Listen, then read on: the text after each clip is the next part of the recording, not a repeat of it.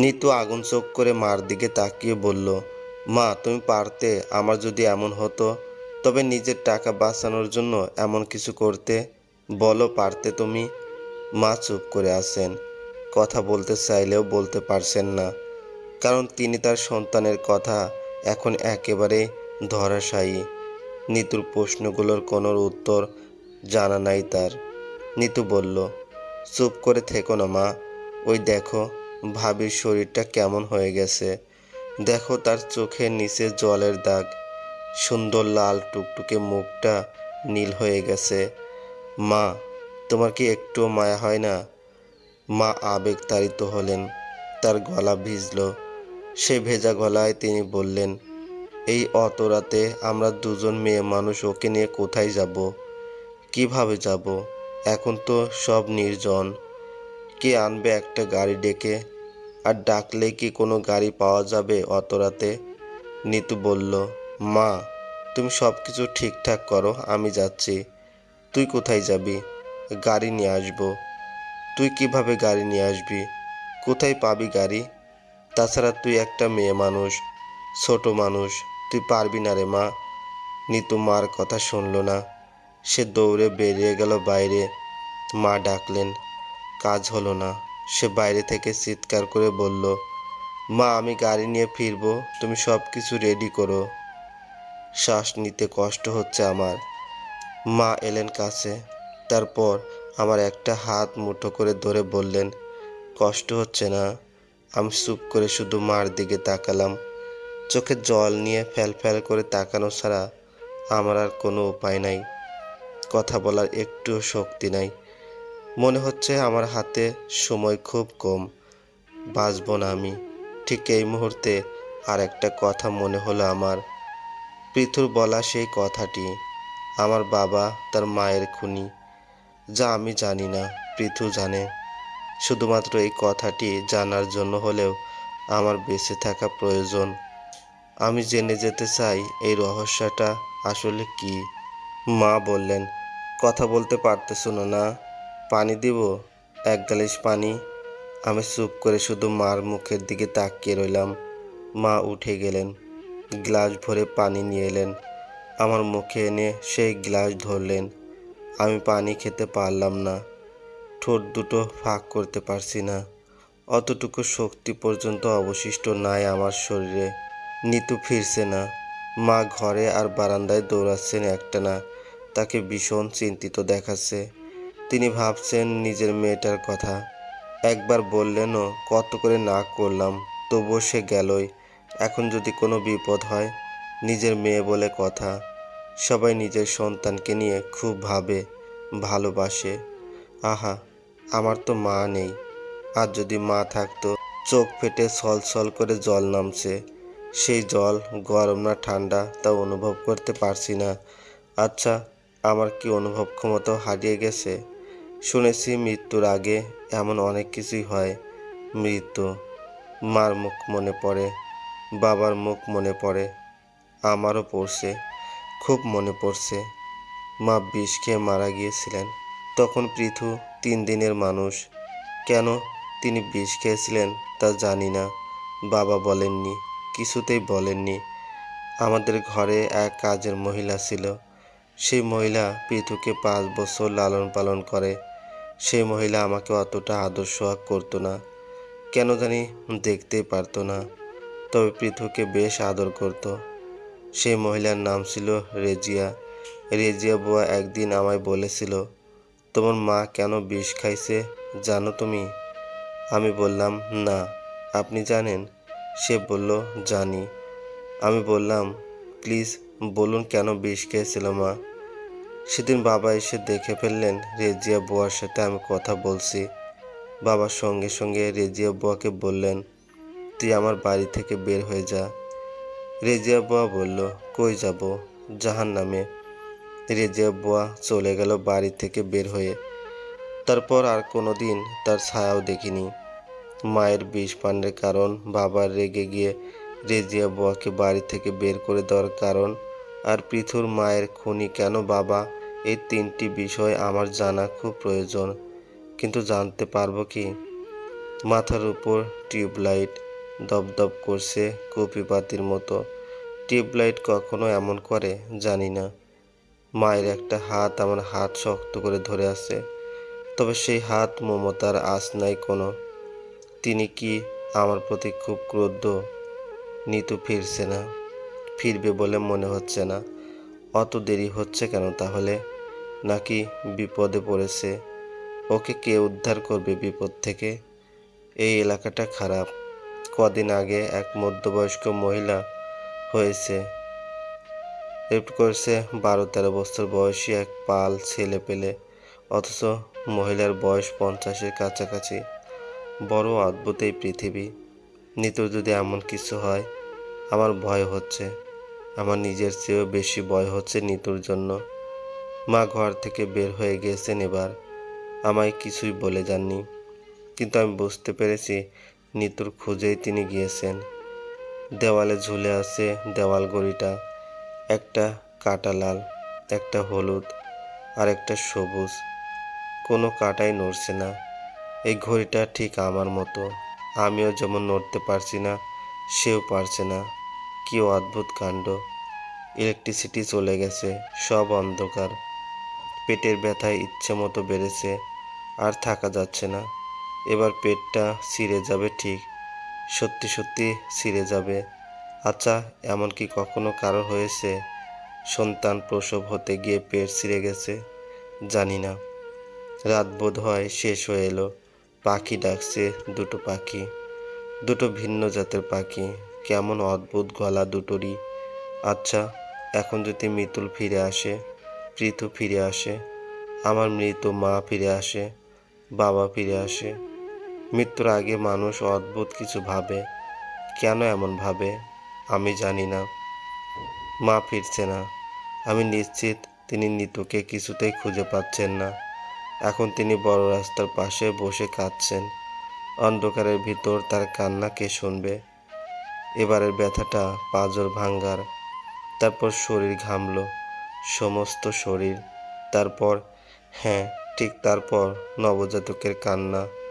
মেয়েটা ভূমিষ্ঠ হয়েছে, নাকি ছেলে? ওরা তো মেয়ের কথাই বলেছিল। সমস্ত ঘর অন্ধকার। সন্তানের কান্না নাকি মার সহ্য হয় না। সন্তানের বিপদে মা মৃত্যু শয্যা থেকেও ফিরে আসেন। আমিও এলাম। জিহ্বায় কামড় দিয়ে বিছানায় হাত দিয়ে মোবাইল খুঁজে বের করলাম।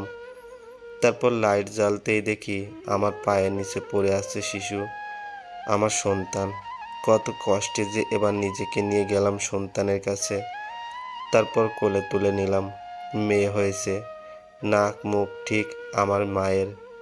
মোবাইলের আলোতে অত কিছু বোঝা যায় না স্পষ্ট, কিন্তু আমি ঠিক ধরতে পারছি মেয়েটা আমার মায়ের মতো। আমার মায়ের নাম ছিল মায়া। নানাভাই মাকে ছোটবেলা থেকেই মা বলে ডাকতেন। এরপর থেকে মার নামই হয়ে গেল মায়া। মায়ার নাতনির নাম হবে মায়াবতী। আমি ডাকলাম মায়াবতীকে। মায়াবতীর চোখ পিটপিট করে তাকালো। বড় আশ্চর্য বিষয়, এইমাত্র জন্ম নেওয়া শিশু আমার ডাকে সাড়া দিল কিভাবে? অন্য সব শিশু কাঁদে, কিন্তু মায়াবতী কাঁদছে না। তার মুখ দেখে মনে হচ্ছে সে হাসছে। আমি বললাম, এই মায়াবতী, অত হাসছিস কেন রে? হাসির কি হলো? মায়াবতী আবার চোখ পিটপিট করে তাকালো আমার দিকে। তারপর হাত পাগুলো টান টান করলো, যেন তার খুব রাগ পেয়েছে মার এই কথা শুনে। আমি এবার ওর মাথায় হাত বুলিয়ে দিয়ে বললাম, রাগ পেয়েছে মা তোমার? থাক, আর এসব বলবো না। মা তুমি এখন হাসো। মায়াবতী আর হাসলো না, একেবারে নীরব হয়ে গেল। জন্মের কয়েক মিনিট পরে আমার একমাত্র কন্যা সন্তান মায়াবতী মৃত্যুবরণ করলো। আমি কাঁদছি না, কাঁদবো কেন? একটু পর তো আমিও মৃত্যুবরণ করব। মা মেয়ে তখন একসাথে থাকবো। তার আগে একটু জেনে নিই নিতুর কথা। নিতু আমার সবচেয়ে আপন মানুষ ছিল একটু আগেও। এই নিতুর যদি আমার জন্য কিছু হয়ে যায়, তবে যে আমি মরেও শান্তি পাবো না। নিতু ফিরে এলো না। ফিরে এলেন মা। না, মা একা আসেননি, তার সাথে একজন এসেছে। মাকে ধরে দূরে নিয়ে এসেছে। যে মাকে ধরে ধরে নিয়ে এসেছে সে একজন যুবক, 30-এর উপর, কিছুতেই তার বয়স হবে না। চেহারা জুড়ে অদ্ভুত মায়া, অথচ তার গায়ের রং কালো। মানুষ বলে কালো ছেলেদের দেখলে চোর চোর মনে হয়, অথচ এই ছেলেকে দেখে মনে হচ্ছে সে পৃথিবীতে অসম্ভব মায়া নিয়ে জন্মিয়েছে। পৃথিবীর আর কোনো মেয়ে বলুক আর না বলুক, আমি খুব স্পষ্ট করেই বলতে পারবো, কালো ছেলেরা সহজে প্রতারণা করে না, বরং প্রতারণার শিকার হয় বেশি। সে যাই হোক, এই ছেলের নাম এখনো জানা যায়নি, জানার মতো অবস্থা আমার নাই। আমি এখনো আমার মৃত কন্যাকে কোলে নিয়ে বসে আছি। আমার কেন যেন মনে হচ্ছে মায়াবতী আমার সাথে জীবন মরণ খেলা খেলছে। এই যে পাঠক, আপনাকে বলছি, আপনি কি জীবন মরণ খেলা চিনেন? চিনেন না? শুনুন তাহলে। ছোটবেলায় আমায় নিয়ে মা এমন খেলতো। রাতে বিছানায় শুয়ে মা হঠাৎ করে নিঃশ্বাস বন্ধ করে ফেলতো, চোখ বুজে রাখতো, হাত পা টান টান করে নিত। আমি ভাবতাম মা আর নাই, সত্যি সত্যি নাই।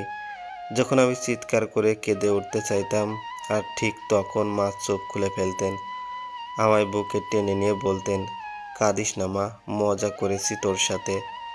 আমি দেখলাম আমি মরে গেলে তুই কতটা অসহায় হয়ে যাবি পৃথিবীর কাছে। এখন ঠিক আপনার মনে পড়েছে এই অদ্ভুত খেলাটার কথা। আমি নিশ্চিত মায়াবতী আমার সাথে ঠিক এই খেলাটাই খেলছে। এই জন্যই আমি তাকে কোলে নিয়ে বসে আছি। আমার বিশ্বাস সে খানিক পরে চোখ খুলে পিটপিট করে তাকাবে আমার দিকে, তারপর চোখের ভাষায় বোঝাতে চেষ্টা করবে, কেমন ভয় পাইয়ে দিলাম তোমায় মা। মা ঘরে এসে বললেন, নিতু নাই, আমার নিতু নাই। তারপর যখন আমার কোলের উপর শিশুটিকে দেখলেন, তখন অবাক করা চোখে তাকিয়ে বললেন, আল্লাহ রক্ষা করেছে, এমনি এমনি হয়ে গেল, আলহামদুলিল্লাহ। তারপর আরেকটু কাছে গেছে মা চিৎকার করে কেঁদে উঠলেন, আমার নাতিন নাই, আমার নীতিও নাই, নাতিনও নাই। আমি চুপ করে আছি, ভাবছি মায়ের বোকামির কথা। তিনি বুড়ো হয়ে গেছেন, অথচ জীবন মরণ খেলাটা চিনেন না এখনো। একটু পর যখন দেখবেন মায়াবতী খিলখিল করে হাসছে, তখন তার জিভ তালুর সাথে লেপ্টে যাবে একেবারে। যুবকের নাম মহসিন, মোড়ে ফার্মেসি আছে তার, বড় ফার্মেসি। ফার্মেসির নাম নীলাব্রি ফার্মেসি। মহসিন বলল সব কিছু। মা কাঁদছিলেন চিৎকার করে। সে ফার্মেসিতেই রাতে থাকে, ঘুমায় ওখানেই। মার চিৎকার আর কান্না শুনে তার ঘুম ভেঙে গেল। তারপর তাড়াহুড়ো করে দরজা খুলতেই দেখলো রাস্তার একপাশে বসে থেকে মা কাঁদছেন। তারপর মার কাছ থেকে সব কিছু শুনে সে মাকে নিয়ে অনেকক্ষণ খোঁজাখুঁজি করলো, কিন্তু নিতুকে কোথাও পাওয়া গেল না। অবশেষে সে মাকে নিয়ে বাসায় ফিরে এলো। মহসিন আমার কাছে এসে বলল, ভাবি, বাবুকে আমার কাছে দেন, আপনার শরীরের অবস্থা ভালো না, আপনার রেস্ট নিতে হবে।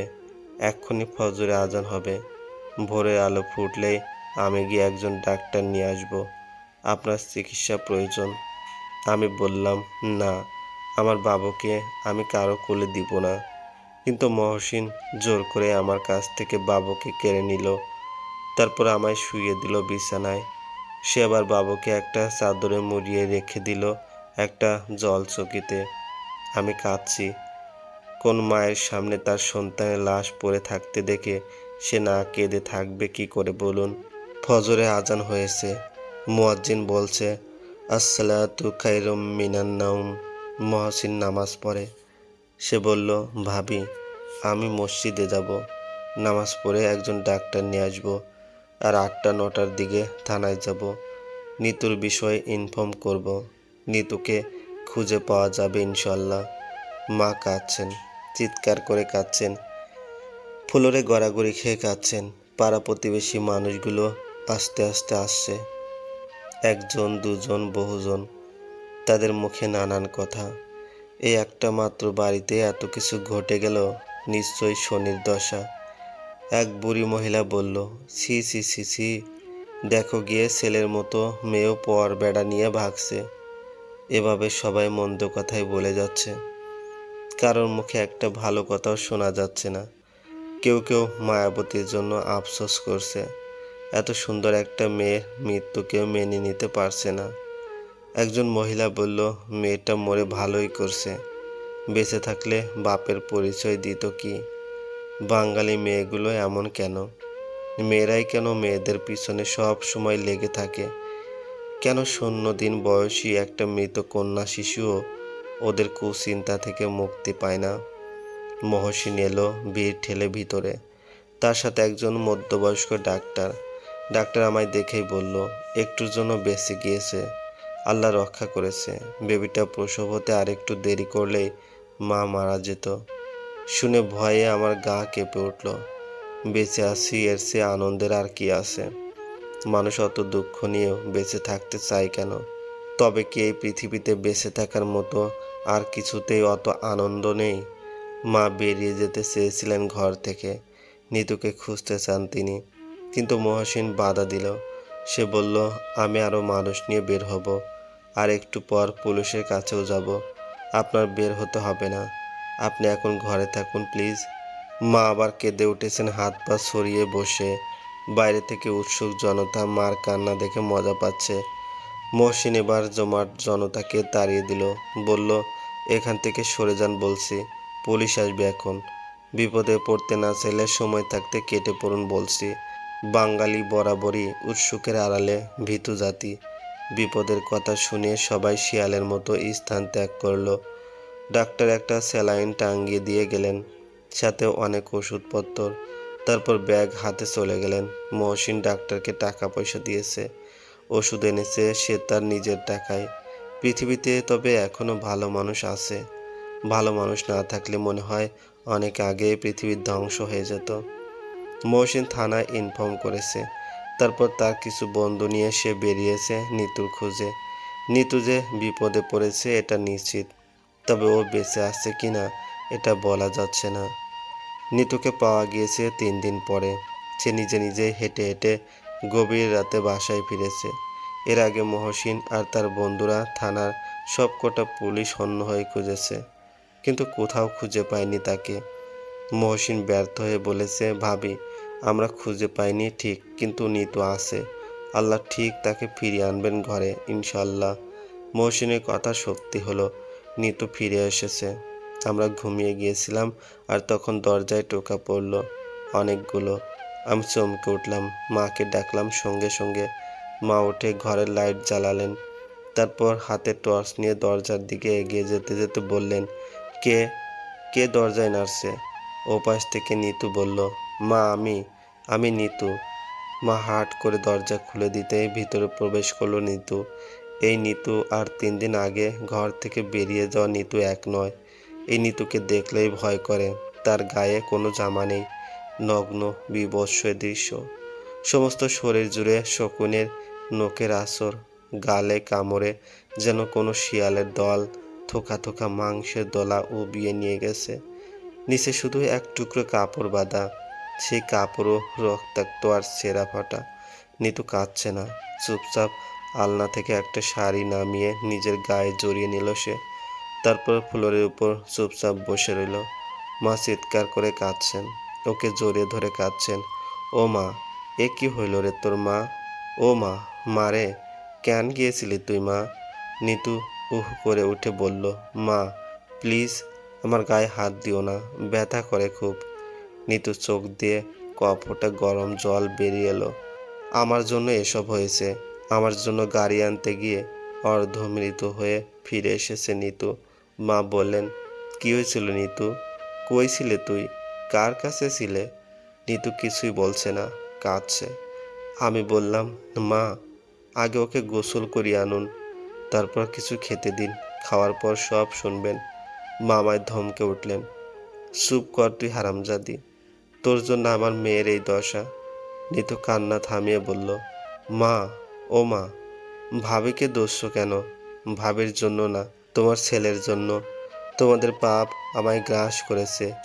মার কথা বলছেন না। নিতু বলল, মা আমি অপবিত্র, আমার জন্য একটু গরম পানি করো, আমি গোসল করবো এখন। মা নিতুর জন্য পানি গরম করলেন, তারপর সেই পানিতে নিতুকে গোসল করিয়ে দিলেন। গোসল করাতে গিয়ে তিনি কেঁদে ঝাড়ঝাড় হলেন। কাঁদলেন এই জন্য যে নিতুর সবটুকু শরীরেই ওদের বিষ দাঁত আর নখের আসর, সারা শরীর জুড়ে ব্যথা। তার গায়ে পানি ঢালতে এসে চিৎকার করে কেঁদে উঠল। পানি গিয়ে কাটা জায়গায় ধরছে খুব করে। নিতু বলল, মা, আমি মরে যেতাম, একটা গাড়ির নিচে ঝাঁপ দিতাম ঠিক, কিন্তু মরিনি কেন জানো? কেন? কারণ আমি পাপ করিনি বলে। রেপ্ট হওয়া কোনো পাপ নয়, এই কথা প্রমাণ করতেই আমি বেঁচে আছি। মা কাঁদছেন আবার আর বলছেন, তোকে নিয়ে আমি কোথায় যাব বল মা? তোকে তো সমাজের মানুষ দূর দূর করবে, আর স্কুলে যেতে পারবি না, প্রাইভেটে আত্মীয় স্বজনের বাড়ি। নিতু বলল, মা, কেন যেতে পারবো না? আমার তো হাত পা আছে, হাত পা তো ওরা ভেঙে দেয়নি। কিছুই বুঝিস না, সমাজের মানুষ যে তোর দিকে থুতু ছিটাবে রে মা। কেন থুতু ছিটাবে? আমি কি কোনো পচা ডাস্টবিন নাকি যে আমার থুতু ছিটাবে আমার দিকে? ওদের চোখে তুই এর চেয়েও বেশি পচা। আমি ওদের চোখ উপড়ে ফেলবো। মা কাঁদছেন আবার আর বলছেন, তোর মাথায় কি কোনো গন্ডগোল হয়েছে? ওরা কি মাথায় শক্ত কিছু দিয়ে আঘাত করেছে রে নিতু?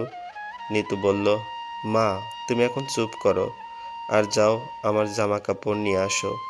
সকাল হতেই আমি ঘর থেকে বের হব, থানায় যাব, ওখানে গিয়ে ইবলিশগুলোর শরীরে বর্ণনা দেব, তারপর হসপিটালে যাব, ওখানে চিকিৎসা নেব, ওখান থেকে সেবা নিয়ে এসে সুস্থ হয়ে তারপর স্কুলে যাব, নিয়মিত প্রাইভেটে যাব। মা তার মাথায় হাত চাপড়াচ্ছেন আর বলছেন, আহারে, মেয়েটার মাথা ধরে গেছে, কিন্তু আমি জানি আমাদের নিতুর মাথা ধরেনি। সে আসলে চাচ্ছে সমাজের এই কালো নিয়মগুলো লাথি মেরে তাড়িয়ে দিতে। সে চাচ্ছে সত্যকে সহজ এবং সুন্দরভাবে গ্রহণ করতে। ধর্ষিতা হওয়া তো কোনো অপরাধ নয়। ৭১-এ আমাদের মহান মুক্তিযুদ্ধে যে সকল মেয়েরা ধর্ষিত হয়েছিল পাক বাহিনীর দ্বারা, তাদেরকে সমাজের মানুষ কেমন অবহেলার চোখে দেখত। অনেক পরিবার তাদের মেনে নিতে পারছিল না। তখন বঙ্গবন্ধু বলেছিলেন, তোমাদের সবার বাড়ির ঠিকানা ৩২ নম্বর রোডের ধানমন্ডির বাড়ি। এই বাড়ির মালিক শেখ মুজিব, তোমাদের গর্বিত পিতা। স্বয়ং বঙ্গবন্ধু ধর্ষিতাদের সম্মান দিয়ে বুঝিয়ে গিয়েছেন, ধর্ষিত হওয়া অসম্মানের কিছু নয়, কিন্তু ধর্ষিতাকে হেয় করা অসম্মানের। যারা হেয় করে তুচ্ছভাবে ধর্ষিতাদের, তারা ধর্ষকদের দূষর। এরাই মনে মনে সুযোগ খুঁজে ধর্ষণে। ফজরের আজান হলো, তারপর ফুটলো ভোরের আলো। মহসিন এর আগে দুদিন বাজার নিয়ে এসেছিল সকালে, তাও তার টাকায়। বেচারা এত ভালো কেন? কিন্তু আজ বোধ হয় আসবে না। সে বুঝতে পেরেছে অপাত্রে পানি ঢেলে লাভ নেই, শুধু শুধু অপচয়। কিন্তু এই গো বেচারা আজকেও ঠিক অপচয় করতে এলো। হাতে বাজারের ব্যাগ। সে আসতেই মা তাকে জড়িয়ে ধরে কেঁদে উঠলেন হাউমাউ করে। মহসিন বলল, খালাম্মা, কি হয়েছে? কাঁদছেন কেন এভাবে? মা কাঁদতে কাঁদতেই বললেন, নিতু ফিরে আসছে বাপ। মহসিন বলল, আলহামদুলিল্লাহ, এটা তো খুশির খবর। না বাবা, খুশির খবর না, আমার মেয়েটার সর্বনাশ করে দিয়েছে ওরা। মহসিন খানিক সময় চুপ করে রইল, তারপর কিছু বলতে গিয়েও বলতে পারল না। মুখ দেখে অনুমান করা গেল সে খুব কষ্ট পেয়েছে। এই সময় ঘর থেকে বেরিয়ে এলো নিতু। নিতুকে দেখে মহসিন চমকে উঠল। এতটুকু একটা মেয়ের এই হাল করেছে ওরা। মহসিনের রাগ পেল, ভীষণ রকম রাগ পেল। রাগে সে কাঁপতে কাঁপতে বলল, নিতু, তোমার কি হয়েছে? তুমি সব থানায় গিয়ে খুলে বলতে পারবে? পারবো। যারা তোমার সাথে এরকম করেছে ওদেরকে তুমি কোনোদিন আগে দেখেছো? দেখলেও চিনতে পারিনি তখন, ওদের মুখ বাঁধা ছিল কালো কাপড়ে। ওরা কোন জায়গা থেকে তোমায় তুলে নেয়? বড় রাস্তার কাছ থেকে। ওখানে একটা সিএনজি দাঁড়ানো ছিল, সিএনজির সাথে ভর দিয়ে দাঁড়িয়েছিল ভাইয়ের বন্ধু রোহান ভাইয়ের মতো একটা কেউ। আমি ভাবলাম ও বোধহয় রোহান ভাইয়াই, কিন্তু কাছে যেতেই দেখি ওর মুখ কালো কাপড়ে বাঁধা। কিছুতেই চিনতে পারলাম না আর ওকে। মহসিন নিতুর একটা হাত ধরল খপ করে, তারপর বলল, চলো, আমার সাথে চলো। নিতু অবাক হলো না, তার অস্বস্তিও হলো না। অন্য একটা অপরিচিত ছেলে তার হাত ধরেছে। মহসিন তার হাত ধরে টেনে টেনে নিয়ে গেল ঘর থেকে বাইরে। তারপর একটা গাড়ি করে ওরা চলে গেল থানার দিকে। একটা অচেনা ছেলে এই মহসিন, আমাদের কিংবা নিতুদের রক্তের কেউ না, কিংবা তার সাথে আমাদের কারোরই আত্মীয় কোনো সম্পর্ক নাই। শুধু মানুষ হিসেবে অন্য কজন মানুষের সেবায় নিজেকে এভাবে বিলিয়ে দিচ্ছে, এমন মানুষ পৃথিবীতে খুব কম, খুব কম। থানায় গিয়ে কি হবে জানি না। বাংলাদেশের পুলিশগুলো জানে শুধু ঘুষ খেতে, কাজের কাজ একটাও করতে পারে না। এই যে নিতুকে ধরে নিয়ে গেল 3 দিন হলো, অথচ তাকে খুঁজে পাওয়া দূরের কথা, কোনো হদিস পর্যন্ত করতে পারল না। অবশেষে সে নিজে নিজেই ফিরে এলো। এবার অবশ্য একটা কাজ খুব পারবে, মনের স্বাদ মিটিয়ে নিতুর কাছে জিজ্ঞেস করবে ধর্ষণের বর্ণনা। ওই ইবলিশগুলো তো শারীরিকভাবে ধর্ষণ করেছে ওকে, আর থানায় ওরা কথায় কথায় ওকে ধর্ষণ করবে ছাড়বে। অবশ্য মহসিনকে দিয়ে ভরসা আছে। এই ছেলের চোখ দেখলে বোঝা যায়, পুলিশের বড় অফিসারও যদি অপরাধ করে তবে এক চরে অফিসারের 32 দাঁত ফেলে দিয়ে আসবে। নিতুরা এখনও ফিরেনি। সকাল শেষ হয়ে এবার দুপুর গড়াচ্ছে। মহসিন বোধ হয় ওকে নিয়ে হসপিটালে গিয়েছে। মা কাঁদছেন, তার একমাত্র কাজ এখন গলা ছেড়ে কাঁদা। নিতুর বলা একটা কথা আমার কানে বারবার বাজছে। সিএনজির সাথে ভর দিয়ে দাঁড়িয়ে থাকা ছেলেটা দেখতে রুহানের মতো, লম্বা মতো দেখতে রুহান। রুহান তো এমনিতে অনেক নম্র ভদ্র, তাছাড়া সে মিতুলের ভালো বন্ধু। বন্ধু হয়ে বন্ধুর বোনকে কেন তুলে নিয়ে দলবল সহকারে ধর্ষণ করবে? নাকি নিতু ভুল দেখেছে? হতেই পারে, হতে পারে রুহানের উপরের সুন্দর মুখোশটা ভুল, অথবা নিতুর চোখের দেখাটা ভুল। পৃথিবীতে কত ভুলের ছড়াছড়ি, কত কত ভুল, ভুল ভুল, সব কিছু ভুল। মহসিন নিতুকে নিয়ে ফিরে এসেছে। বাসায় এসে সে জানালো এই থানার বর্তমান ওসি ভালো। নিতুকে তিনি অত ঘাটাননি, বরং আফসোস করেছেন আর বলেছেন অপরাধীদের দ্রুত খুঁজে বের করবেন তিনি। আর অপরাধী আসলে কে তা নাকি তিনি অনেকটাই আন্দাজ করে ফেলেছেন। মহসিনের কাছ থেকে কথাটা শুনে আমার মন অতটা শান্ত হলো না। সব পুলিশরাই আন্দাজ করে অনেক কিছু বলে, কিন্তু আন্দাজ কি সবসময় সত্যি হয়? তবে আমার খুব করে ধারণা হচ্ছে এই আন্দাজটা করেছেন তিনি মিতুলের বন্ধু রুহানের উপর। এখন দেখা যাক আসলে পুলিশ বাহিনী কি করতে পারে। মহসিন চলে যাওয়ার আগে মাকে বলে গেল, খালা, নিতুকে ঘুমের ওষুধ দিয়েছে ডাক্তার, ও এখনো মানসিকভাবে বিপর্যস্ত। রিক্সা করে আসার সময় বারবার সে বলে উঠেছিল, ওই যে ওই লম্বা মতো লোকটা, একদম ওই ছিল। এই যে দেখুন, কামড়ে আমার আঙ্গুলটা কি করেছে। আমি তখন তাকিয়ে দেখলাম সামনে লম্বা মতো কেউ নাই আসলে। তারপর আরও কয়েকবার এমন করেছে ও। মা আবার কেঁদে উঠেছেন, আমার মেয়েটাকে ওরা শেষ করে ফেলেছে। এই মেয়েকে নিয়ে আমি বিপদে পড়ব, ভয়ঙ্কর বিপদে পড়ব। মহসিন মাকে একটু আড়ালে ডেকে নিল, তারপর বলল, ওর সামনে এভাবে যদি আপনি কান্নাকাটি করেন একটানা, তখন ওর অবস্থা কি হবে একটু ভেবে দেখুন। আর আপনিও অত টেনশন করছেন কেন? আল্লাহ তো আছেন, নিতুর কিচ্ছু হবে না। মা তবুও কাঁদছেন, কেঁদে কেঁদে বলছেন, ওকে তো আমি বিয়ে শাদিও দিতে পারবো না। কলঙ্কিনী মেয়েকে কে বিয়ে করবে বাবা? মহসিন মার মাথায় হাত বুলিয়ে দিয়ে বলল, এ নিয়ে আপনার ভাবতে হবে না। কলঙ্কিনী মেয়েকে সে বিয়ে করবে যে বিশ্বাস করবে এইসব ধর্ষণ একটা অনাকাঙ্ক্ষিত অ্যাক্সিডেন্ট। ধর্ষিত হওয়া মানে কলঙ্কিত হওয়া না। আর ধর্ষিত মেয়ে অন্য সাধারণ 10টি মেয়ের চেয়ে সম্মানিত, কারণ সে তার সাথে অত বড় অনাচার হওয়া সত্ত্বেও নিজের অধিকার আদায়ের জন্য বেঁচে আছে। আর যারা অধিকার আদায় করার জন্য বেঁচে থাকতে জানে তারা অন্য সাধারণ মানুষদের মতো নয়, এরা ব্যতিক্রম, এরা অনন্য। মা বললেন, ও বাবা, এ যুগে কি এমন মানুষ আছে গো? মহসিন মার এই কথার উত্তর দিল না। সে চুপচাপ চলে এলো আমার কাছে, এসে বলল, ভাবি, আপনার শরীর এখন কেমন? উইকনেসটা একটু কমেছে? আমি মৃদু হাসার চেষ্টা করে বললাম, কমেছে ভাই, এখন একটু বল পাচ্ছি শরীরে। তোমার প্রতি কৃতজ্ঞতা প্রকাশ করার ভাষা জানা নাই আমার, আমাদের জন্য যা করছো তুমি। আমার চোখ থেকে টপ টপ করে জল নেমে এলো গালের দুপাশে। তারপর সেই জল গড়িয়ে পড়ল বালিশের উপর। মহসিন বলল, ভাবি, এখানে আমার কোনো ক্রেডিট নাই, সব কিছু করছেন মহান আল্লাহ পাক। ওই দিন রাতে খালার কান্না শুনে ঘুম না ভাঙলে আমি হয়তোবা জানতে পারতাম না আমাদের পাশে একটা বাড়িতে একটা মানুষ ভয়ঙ্কর বিপদে পড়ে আছে, তিনি আমার মাধ্যমে তাদের সাহায্য করাতে চান। আমি তো নগণ্য এক মানুষ ভাবি। কৃতজ্ঞতা যদি প্রকাশ করতে হয় তবে আপনি মহান আল্লাহর দরবারে প্রকাশ করুন। আমার কাছে কৃতজ্ঞতা প্রকাশ করে আমায় লজ্জা দিবেন না, কারণ আমি আপনাদের পুরো হক আদায় করতে পারছি না। এই কথা বলে বেরিয়ে গেল মহসিন। ও চলে যাওয়ার পর ওর চলে যাওয়া পথের দিকে আমি তাকিয়ে রইলাম। হঠাৎ করে এই মহসিনকে আমার মনে হলো ও একজন মহৎ মানুষ। মহৎ মানুষ বলেই কীরকম অবলীলায় নিজেকে তুচ্ছভাবে প্রকাশ করে বড় করে প্রকাশ করেছে তার সৃষ্টিকর্তাকে। আর মহসিনের কথাগুলো তো মিথ্যে নয়। একটা কথা তো আছেই, পৃথিবীতে যার কেউ নাই তার খোদা আছে। তিনি তার সৃষ্টির হেফাজত করেন, লালন পালন করেন। নিতুকে ঘুমের ওষুধ দেওয়া হয়েছে। ওষুধ খেয়ে সে ঘুমোচ্ছে, বেঘোরভাবে ঘুমাচ্ছে। ঘুমাক, ওর ঘুমাবার প্রয়োজন আছে। অতটুকু একটা মেয়ে, এই মেয়েটার উপর এভাবে ঝাঁপিয়ে পড়েছে শয়তানের দলগুলো। এই দেশে আজকাল অহরহ এমন হচ্ছে।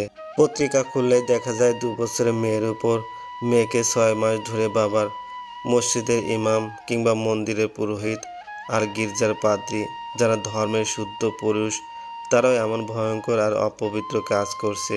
ছি, আমাদের সমাজের ভিতটা এভাবেই পচে যাচ্ছে। মা আমার প্রতি এখনও ক্রুদ্ধ, ভীষণ রকম ক্রুদ্ধ। আমি জিজ্ঞেস করেছিলাম, মা আপনার কি মনে হয় রুহান অপরাধী? মা মুখ বাঁকিয়ে আমার কাছে থেকে চলে গেলেন। তারপর আবার জিজ্ঞেস করেছিলাম, মা মহসিন আমাদের জন্য যা করছে এই ঋণ আমরা কিছুতেই শোধ করতে পারবো না। মা তখনও কোনো কথা বলেননি। এরপর আমি কয়েকবার মাকে বললাম, মা আল্লাহর কি রহমত দেখুন, আমরা যখন ভয়ঙ্কর একটা বিপদে পড়েছি তখন তিনি কিভাবে মহসিনের মতো ভালো একটা ছেলেকে আমাদের ত্রাণকর্তা হিসেবে পাঠিয়ে দিলেন। মা এবার কথা বললেন, কিন্তু এই কথাটা ভয়ঙ্কর। তিনি বললেন, তুমি আমার সাথে কোনো কথা বলবা না। আমার মায়ের এই দুর্দশার পেছনে তোমারও হাত আছে। মার কথা শুনে আমার চোখ ফেটে জল এলো। মা এসব কি বলছেন? আমি সঙ্গে সঙ্গে কান্না ভেজা গলায় বললাম, মা আপনি এমন কথা বলতে পারলেন আমায়? মা রাগত স্বরে বললেন, বলতে পারলাম মানে? আমার তো থানায় গিয়ে বলা উচিত যে আমার মেয়েরে করাইছে আমার ঘরের বউ। মার এই কথাটা শুনে আমার বুকটা ধক করে উঠল, চোখ বড় বড় হয়ে উঠল, মাথা ভন ভন করতে লাগলো। এত কিছু ঘটে যাওয়ার পরেও মা একটুও পরিবর্তন হতে পারলেন না। তার আচরণ এবং আগের চেয়েও খারাপ হয়েছে। তিনি কি তবে একটুও পরিবর্তন হবেন না কোনো দিন? নিতু ঘুমাচ্ছে, দিন রাত রাত দিন। পুলিশ তদন্ত করছে, গভীর তদন্ত। কিছু লোক আছে তাদের সন্দেহের ভিতর। এদের মধ্যে রুহান আছে কি? মহসিন আসলে মা কাঁদেন। যেমন একটু আগে ফজরের নামাজ পড়ে মহসিন ব্যাগ ভর্তি বাজার ওষুধপত্র নিয়ে এলো। মা তখন তার সামনে দাঁড়িয়ে তার হাত থেকে বাজার ব্যাগ নিতে নিতে হাউমাউ করে কেঁদে উঠলেন তিনি। মহসিন অবাক হয়ে বলল, খালা কি হয়েছে, কাঁদছেন কেন? মা আসলে চোখ মুছতে মুছতে বললেন, বাবা নিতুকে নিয়ে আমি কোথায় যাব বলো? মানুষ খারাপ কথা বলে, ওকে আমি বিয়ে শাদী দিতে পারবো না কোনো দিন। মার এটা জোপনি হয়ে গেছে, নাকি মহসিন এলেই শুধু তিনি ইচ্ছে করে এমন করেন? হতেই পারে। মহসিন বলল, খালা আপনাকে আগেও বলেছি এইসব কিছু নিয়ে আপনি ভাববেন না। নিতু সুস্থ হোক, আমি তো আছি। নিতুকে নিয়ে আপনি বিপদে পড়বেন না। তুমি আর কয়দিন থাকবা গো বাপ? বিয়ে শাদী করলে তো আর বৌমা তোমারে আমাদের বাড়িতে আসতে দিব না। মহসিন এই কথা কাটিয়ে গেল। সে বলল, খালা যান রান্না করুন, রান্না করে নিতুকে ঘুম থেকে তুলে খাইয়ে দিয়ে ওষুধ খাওয়ান। মাকে এই কথা বলে মহসিন চলে এলো আমার কাছে, এসে আমার পাশে বসলো, ঠিক যেমন আপন ভাইটি এসে তার বোনের কাছে বসে সেভাবেই। মহসিন আমায় বলল, ভাবি খালা নিতুকে নিয়ে ভীষণ দুশ্চিন্তায় ভুগছেন। আমি ভেবে অবাক হই, এমন একটা লক্ষ্মী মেয়েকে নিয়ে কেউ অত দুশ্চিন্তা করে? আমি কোনো কথা বললাম না, শুনে চুপ করে রইলাম। মহসিন আমায় চুপ করে থাকতে দেখে নিজে আবার বলল, ভাবি নিতুকে যদি আপনাদের বোঝা মনে হয় তবে ওকে আমি নিয়ে যাব। আমি বিয়ে করব নিতুকে। এতে আমার মান সম্মান ক্ষুণ্ণ হবে না একটুও। মহসিনের এই কথা শুনে যেন আমার কিছুতেই বিশ্বাস হতে চায় না। ও কি সত্যি সত্যি এই কথা বলছে না মজা করছে? আমি কাঁপা কাঁপা গলায় বললাম, ভাই সত্যি বলছেন? মহসিন বলল, 100 বার সত্যি বলছি। কিন্তু মাকে এখন কিছুই জানানো যাবে না। কিন্তু মা ঠিকই শুনে ফেললেন। মহসিন আমার কাছে এলে তিনি দরজার আড়ালে দাঁড়িয়ে থাকেন। মহসিন এটা জানে না, কিন্তু আমি জানি। মা দরজার আড়ালে দাঁড়িয়ে উকিঝুঁকি বেয়ে দেখেন মহসিন আমার সাথে কী সব কথা বলে, কি করে আমার সাথে। মা আজ মহসিনের মুখ থেকে খুশির সংবাদটা শুনে দৌড়ে ঘরে ঢুকে গেলেন। তারপর পাগলের মতো আচরণ করতে শুরু করলেন। তিনি মহসিনের একটা হাত ধরে বললেন, তুমি আমারে বাঁচাইছো বাপ, তুমি আমারে জন্মের বাসন বাঁচাইছো। মহসিন লজ্জায় মুখ অন্যদিকে ঘুরিয়ে নেয়। আমি বলি, মা আপনি এখন যান, নিতুকে ঘুম থেকে তুলে খাইয়ে দিন গিয়ে। মা আমার দিকে তখন রাগি রাগি চোখে তাকান, তারপর মুখ কালো করে ঘর থেকে বেরিয়ে যান। মার এইসব আচরণ দেখে আমার কান্না পায়, মন খারাপ করে। তবু মহসিনের সামনে নিজেকে সুখী মানুষ হিসেবে প্রকাশ করি, ঠোঁটে একটা মৃদু হাসি ঝুলিয়ে রাখি অতি কষ্টে। মহসিন এবার জিজ্ঞেস করে মিতুলের কথা, ও কি কোনো ফোন করলো কিনা, অথবা কোথায় আছে, এইসব কিছু আমরা জানি কিনা। আমি বললাম, কিছুই জানি না। তারপর সে জিজ্ঞেস করলো রুহানের কথা। বলল, ভাবি রুহানকে পুলিশ খুঁজছে, কিন্তু পাচ্ছে না, এতেই সন্দেহ হয়। আমি খানিক সময় চুপ করে রইলাম। তারপর বললাম, আমি যতটুকু জানি রুহান ভালো ছেলে, অনেক ভালো, কিন্তু সে এমন কিভাবে করতে পারে। মহসিন মাথা চুলকাতে চুলকাতে কিছু বলতে চেয়েও বলল না। আমি জিজ্ঞেস করলাম ওকে, বললাম, রুহানকে চিনতে তুমি? চিনি। তোমার চোখেও কেমন? আমার ওকে খুব সন্দেহ হচ্ছে। কেন সন্দেহ হচ্ছে? কারণ ঘটনার দিন রাত্রিবেলা রুহানকে আমি আমার দোকানের সামনে দিয়ে যেতে দেখেছি একবার, যদিও তা এশার আজানের সময়, কিন্তু ঘটনা ঘটেছে তো অনেক রাতে। রুহান ওখান দিয়ে গেলেই যে ও এমন করেছে এটা নাও হতে পারে, কিংবা হতেও পারে, বলা তো আর যায় না কার ভেতর কি থাকে। মা তখনও দরজার আড়ালে দাঁড়িয়েছিলেন। আমার বলা কথাটা শুনেই তিনি চট জলদি ঘরের ভিতর ঢুকলেন, আর আমার কাছে এগিয়ে এসে মহসিনের সামনে বললেন, বউ তুমি যে বললা রোহান নিরপরাধী, এইটা কেমনে বললা তুমি? নিতু তোমার জন্য কি না করছে বউ, তবুও তুমি তার সাথে শত্রুতা শুরু করলা যে? আমি অবাক হয়ে বললাম, মা আমি ওকে নিরপরাধ কখন বললাম? আমি তো বলেছি ও তো ভালো ছিল, ও এমন করতে পারলো কিভাবে? ওকে নিরপরাধী তো আমি বলিনি। আর আপনিও তো রোহানকে ভালো রকম চিনেন, নিজের ছেলের মতো ওকে আদর সোহাগ করতেন। এমন একটা মানুষ সম্পর্কে এসব ভাবতেও তো খারাপ লাগে। কিন্তু মা আমি এটা বলিনি যে ও নির্দোষ। এর মধ্যে মা বললেন, তুমি তো দেখি এখন মহসিনকেও অবিশ্বাস করতেছো। মহসিন এবার কথা বলল। সে বলল, খালা আপনি আসলে বিষয়টা বুঝতে পারেননি। ভাবে রোহানকে নির্দোষ বলেনি। ভাবে এটা বোঝাতে চেয়েছে যে ভালো মুখোশ পরা মানুষগুলো হঠাৎ কিভাবে বদলে যায়। মা তবুও রাগ নিয়ে এখান থেকে চলে গেলেন। আমি নিশ্চিত মহসিন এখান থেকে চলে গেলে মা আমায় হাজারটা মন্দ কথা বলবেন। সে বলুক, এখন মহসিনের সাথে কিছু কথা বলে নেই। মহসিন বলল, ভাবি রোহান যে অপরাধী এটা আমার কাছে আরও স্পষ্ট। কেন জানেন? আমি আরও অবাক হয়ে বললাম, কেন? সে বলল, এখন বলবো না, আগেও ধরা পড়ুক, তারপর জানবেন। মহসিন চলে গেল। ও চলে যাওয়ার পর হঠাৎ মিতুলের নম্বর থেকে আমার ফোনে একটা কল এলো। আমি ভীষণভাবে চমকে উঠলাম। এটা কি সত্যি? হ্যাঁ সত্যি, মিতুল নামে সেভ করা।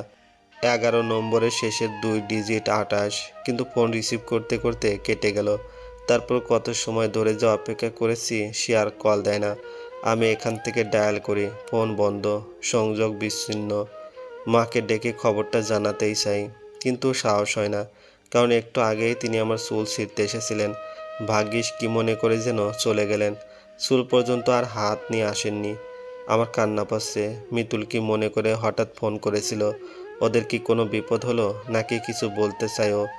রোহানের বিষয়ে কিছু বলতে চায়? রাত 1টার সময় একটা ফোন এলো। আমি ঘুমিয়ে গিয়েছিলাম। ঘুম থেকে ধরফর করে উঠে ফোন রিসিভ করি। মহসিনের নম্বর, কিন্তু গলাটা মহসিনের নয়, একটি মেয়েলি গলা। সেই মেয়ে জানালো, আপনি কি ওনার ভাবি? মানে নম্বরটা ভাবি নামে সেভ করা ফোনে। আপনার দেবর মারাত্মকভাবে আহত হয়ে হসপিটালে অ্যাডমিট আছে এখন, তার অবস্থা আশঙ্কাজনক, জলদি আসুন আপনারা। আমি বলতে চাইলাম কোন হসপিটালে, কিন্তু এর আগে ফোন কেটে গেল। তারপর অনেকবার ফোন দেওয়ার পরেও কেউ রিসিভ করলো না ওপাশ থেকে।